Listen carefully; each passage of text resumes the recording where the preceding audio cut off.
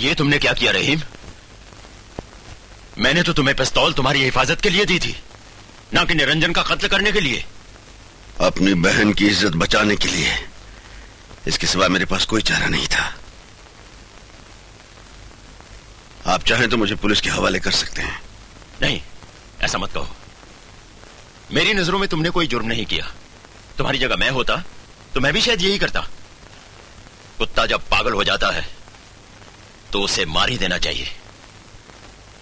मैं आपका यह एहसान जिंदगी भर नहीं भूल सकता सेठ। आपने अगर मुझे वक्त पर खबर ना की होती तो मेरी बहन तो जीते जी मर गई होती, और मैं दुनिया को मुंह दिखाने के लायक नहीं रहता। जो हो गया उसे भूल जाओ रहीम। अपने दिल से यह बोझ उतार दो कि तुमने कोई कत्ल किया है। ये राज रेशमा तुम्हारे और मेरे बीच में ही रहेगा। ये रहीम आज से आपका गुलाम हो गया है सेठ। जिंदगी में कभी किसी वक्त मैं आपके काम आ सकूं तो अपने आप को खुशकिस्मत समझूंगा। उसकी अब नौबत नहीं आएगी रहीम। ये कंपनी तो शायद अब बंद ही करनी पड़ेगी। बंद करनी पड़ेगी? क्यों? सेठ निरंजन दास की गारंटी पर मैंने करीबन 1 करोड़ रुपया उधार उठा रखा था। उसके मरने की खबर सुनते ही लेनदार आकर मेरा गला पकड़ लेंगे। मैं अपने आप को बेच भी दूं तो भी इतनी बड़ी रकम अदा नहीं कर सकूंगा। इतनी बड़ी रकम? सेठ, मेरे पास रेशमा के कुछ गहने हैं, कहो तो ले आओ। पागल हो गए हो क्या? तुम्हारी बहन के गहने बेचने से पहले मैं मर नहीं जाऊंगा? अब तो मेरे सामने 2 ही रास्ते रह गए हैं। या तो मैं खुदकुशी कर लूं या क्या? दूसरा रास्ता क्या है सेठ, मुझे बताओ। मुझे पता चला है कि निरंजन की 2-2.5 करोड़ की ड्रग्स मेरे गोदाम में पड़ी हैं। अगर मैं वो ड्रग्स बेच दूं तो शायद बच सकूंगा, लेकिन ऐसा काम मैंने कभी किया नहीं। और ऐसा काम करने के लिए मैं किस पर भरोसा करूं, किस पर ना करूं, कुछ समझ में नहीं आता। आप मुझ पे भरोसा कीजिए सेठ। आपके लिए मैं जहन्नुम की आग में भी चलने के लिए तैयार हूं। आपका ये माल मैं ठिकाने पर पहुंचाऊंगा। रहीम, ये तो तुमने मुझे अपने एहसानों तले दबा लिया। देखो, आज से तुम ट्रक चलाना बंद कर दो। मैं तुम्हें एक टैक्सी ले दूंगा और उस टैक्सी में तुम सारा माल आहिस्ता आहिस्ता जगह जगह पहुंचाते रहो। जैसे ही मेरा कर्जा पूरा हो जाएगा, बाकी सारा माल उठाकर मैं समुद्र में फेंक दूंगा।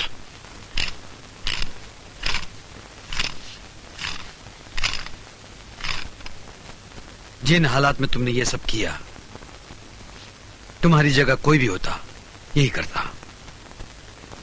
मगर इस जुर्म के पीछे जितना हाथ तुम्हारा है उतना रतन सेठ का भी है। इसलिए अगर तुम्हें सजा होगी तो आजाद मैं उसे भी नहीं घूमने दूंगा। भैया! रेशमा! भैया! रेशमा! ये सब क्या हो गया भैया? ये सब क्या हो गया? कुछ नहीं पगली, सब ठीक हो जाएगा। अच्छा होता अगर मैं मर गई होती। मेरी वजह से आपको इतनी तकलीफ उठानी पड़ी। ऐसी बात नहीं है। आपकी मुसीबतों की जड़ हूँ भैया। अरे नहीं मुझे ना। मर जाने दिया होता। आपने मुझे क्यों बचा लिया? मुझे मर जाने दिया होता। कैसी बातें कर रही हो?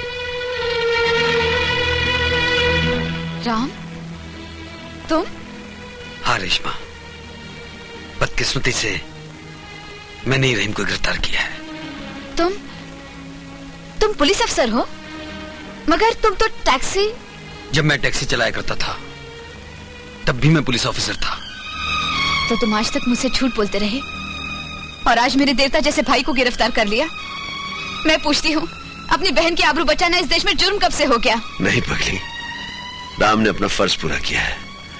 अरे राम, यही वो लड़की है जिसके बारे में तू बात किया करता था? हाँ रहीम, लेकिन मुझे नहीं मालूम था ये तुम्हारी बहन है।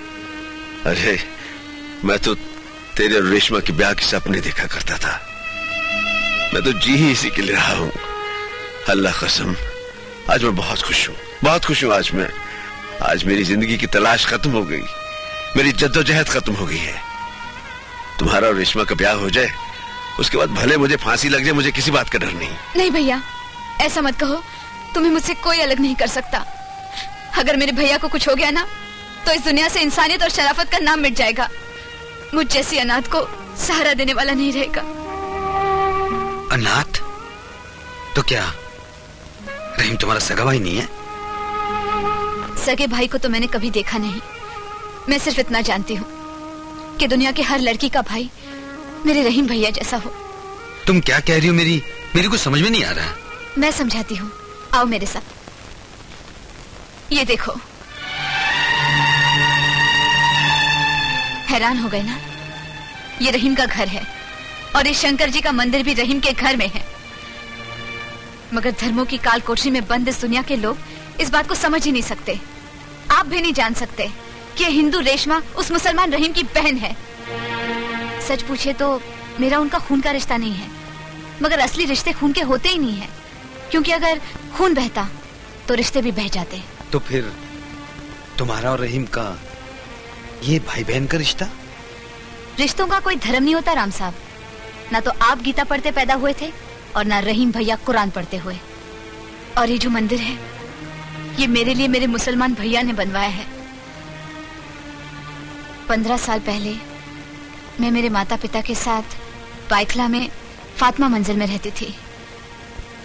उस साल बंबई में बहुत ज्यादा बरसात हुई थी, कई मकान गिर गए। फातिमा मंजिल भी उन्हीं में से एक थी। मेरे माता पिता उसी बिल्डिंग के नीचे दबकर मर गए।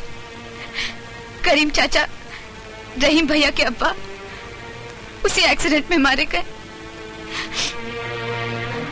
अम्मा मुझे बचाकर यहाँ ले आई। कई महीनों तक उन्होंने इंतजार किया कि मेरा कोई रिश्तेदार आएगा और मुझे ले जाएगा। मुझे लेने कोई नहीं आया। सब लोग अम्मा से कहने लगे, इस बच्ची को अनाथालय में भर्ती कर दो। मगर रहीम भैया ने किसी की न सुनी और मुझे बहन बनाकर इस घर में रहने दिया। तब मैं 3-4 साल की लावारिस बच्ची थी।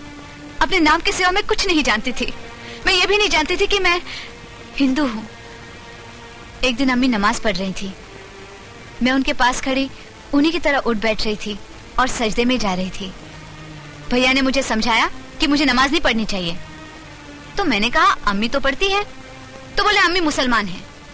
मैंने कहा, मुसलमान क्या होता है? भैया के पास शायद इस सवाल का जवाब नहीं था। वो बोले, अम्मी मुसलमान है और तुम हिंदू हो। मैंने कहा, हिंदू क्या होता है? भैया के पास इस सवाल का भी जवाब नहीं था। फिर मैंने पूछा कि अगर अम्मी मुसलमान है, मैं हिंदू हूँ, तो तुम क्या हो? भैया ने बड़े प्यार से मेरे सर पे हाथ फेरा और कहा, मैं तेरा भैया हूँ। मुझे नाज है अपने दोस्त पर। मैं रहीम की दोस्ती की कसम खाकर कहता हूँ कि मैं उसे बचाने की पूरी कोशिश करूंगा। बड़ा सीधा है मेरा दोस्त। उसके भोलेपन का फायदा उठाकर रतन सेठ ने उससे खून करवाया और अब रहीम को बचाने के लिए रतन सेठ को बेनकाब करना ही होगा।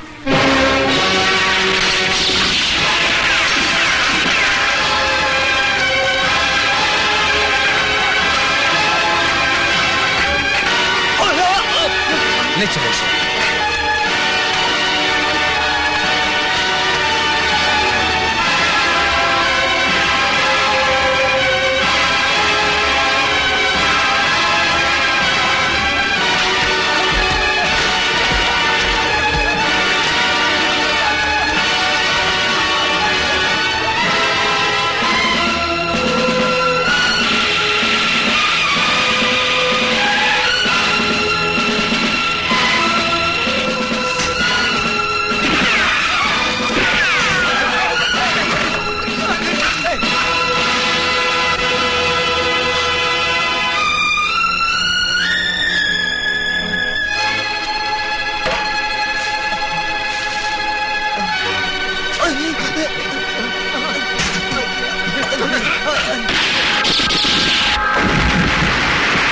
मेरे सारे गोदाम जल गए, करोड़ों का नुकसान हो गया।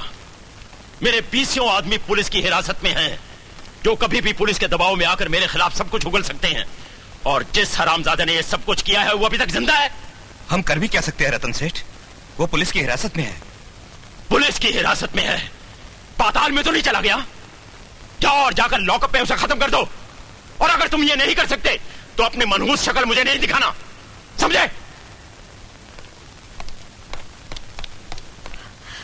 अपनी बहन की इज्जत बचाना एक भाई का फर्ज है बेटे, पर तुमने इतनी बड़ी बात मुझसे छुपा कर रखी। कैसे बताता अम्मा, ये बात सुनकर तुम जिंदा रह सकती थी? ये बात तो मैं खुद को भी बताना नहीं चाहता था कि किसी कमीने के गंदे हाथ मेरी बहन की ओढ़नी तक पहुंचे हैं। पर अम्मा तुम फिक्र मत करो, तुम्हारे इस बेटे के केस की पैरवी तुम्हारा छोटा बेटा राम कर रहा है। मैं उस राम से क्या उम्मीद लगाऊं जिसने तुझे गिरफ्तार कर लिया बेटे। वो अपना फर्ज निभा रहा है अम्मा। आग लगे ऐसे फर्ज को, आग लगे जो भाई को भाई के खिलाफ खड़ा करके रख दिया है। अम्मा वो भाई ही नहीं, अब तो हमारा दूल्हा भाई भी है। क्या रेशमा के बारे में राम से तुम्हारी कोई बात हुई है? हाँ अम्मा, अब तुम इत्मीनान से घर जाओ, राम और रेशमा के ब्याह की तैयारी करो। या अल्लाह, तेरा लाख लाख शुक्र है। तुम जल्दी यहाँ से निकल जाओ।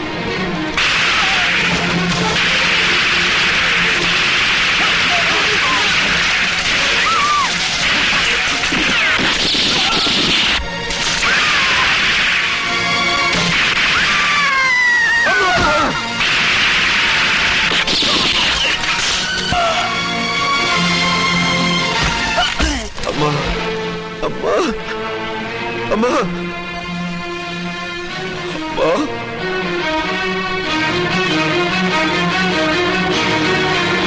भाग लो कुत्तों, जहां तक भाग सकते हो। नहीं छोड़ूंगा मैं, अब नहीं छोड़ूंगा, कभी नहीं छोड़ूंगा।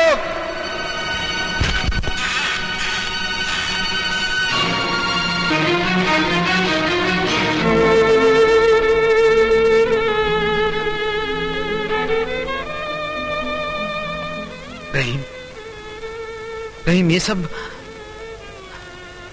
राम, मेरी माँ को मार डाला उन लोगों ने मेरी माँ को मार डाला। राम, रहीम वो लोग कौन थे?